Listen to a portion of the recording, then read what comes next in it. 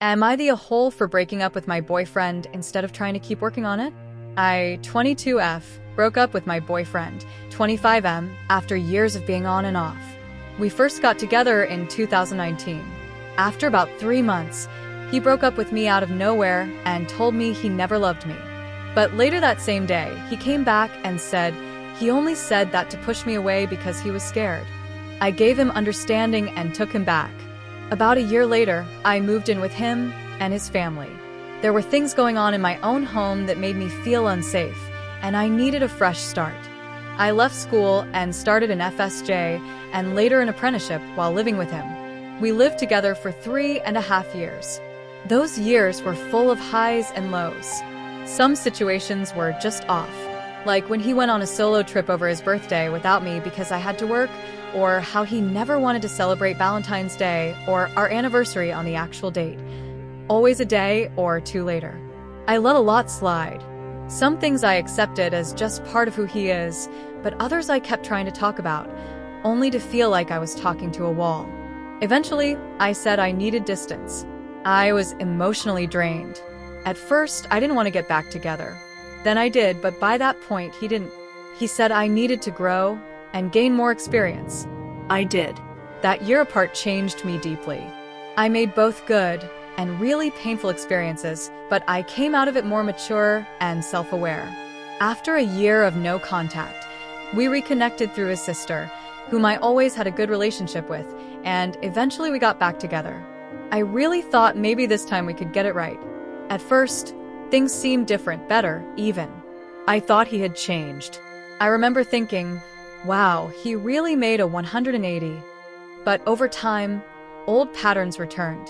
In the beginning, there was a lot of mistrust between us, which I understood. After all, we'd been apart for a year, and both of us had gone through a lot. He asked me to delete TikTok, make my Instagram private, remove male followers, and I agreed because I also deleted female contacts he felt uncomfortable with. I didn't mind doing that at the time because I genuinely wanted to rebuild trust. But what hurt was that his need for control didn't go away. It started to feel less like rebuilding trust and more like being monitored. And things he never said during the relationship, like that I dressed too revealingly or posted too much, suddenly became accusations after arguments or when we were already breaking up. I had always told him, please just tell me if something bothers you. I want to understand. I want to grow with you.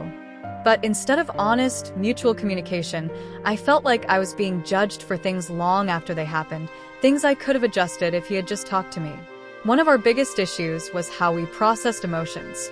I'm very emotional and reflective. He's logical, direct, and often defensive. If I tried to explain how I felt, he'd say my body language didn't match my words and made him defensive. If I turned away to collect my thoughts or take a breath, he'd say I looked cold, even if my words were soft. He often said I was always talking in I sentences, like I didn't care about his feelings. But I told him, I'm talking about my feelings right now. Yours matter too, they come next. I'm not dismissing them. We had fundamental mismatches in love languages. I needed emotional connection, kind words, little signs of care. He showed love mostly through physical affection, especially sexual. He struggled with giving compliments, writing I miss you, holding hands in public, things that felt natural and important to me. He once said, if I give you a compliment every day, it won't feel real anymore. And I answered, I don't need daily compliments. I just need consistency. A little more when you feel it, a little less when you don't. That's not being fake. That's showing up. At one point he even asked, so, if I can't give you what you need, does that mean you don't love me anymore?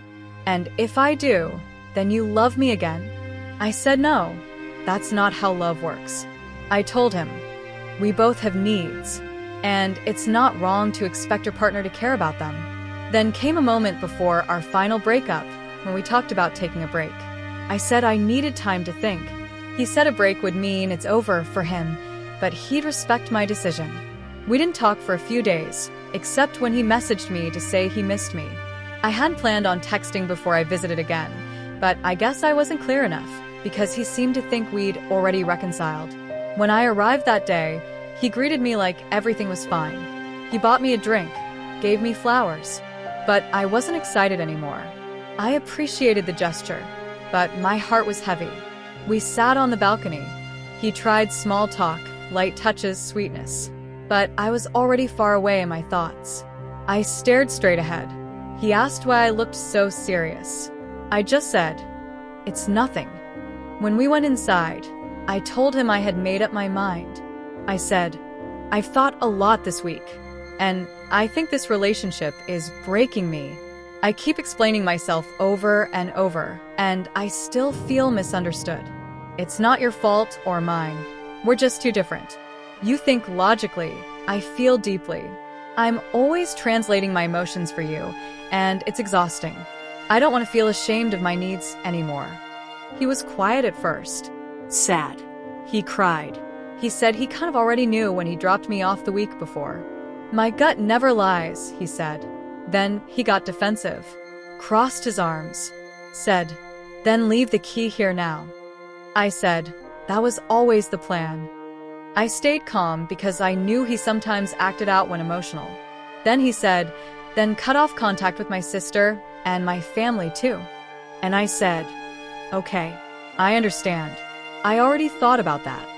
Then he got sad again, rolled his desk chair over to me, took my hands, said, "But I don't want you to go." The conversation went back and forth like that for an hour or so. Then, suddenly, he said, "We were supposed to go on vacation in a week." "Great. Vacation ruined." I just said, "Yep." And he added, "I planned such a romantic trip." I shrugged, jaw. Eventually, he asked if I wanted to say goodbye to his mom. I did. She hugged me and started crying. We stood there for about 15 minutes, just crying together. She said, "You're such a good girl. He'll never find someone like you again."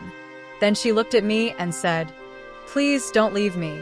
Try for a few more months, please." And I just whispered, "I can't." She wiped my tears. She asked if he didn't want me anymore, or if I didn't want him. I told her, "I don't want this anymore." And then I left. So, am I the a-hole for ending a relationship I still had love for, because I finally realized that love alone isn't enough to stay?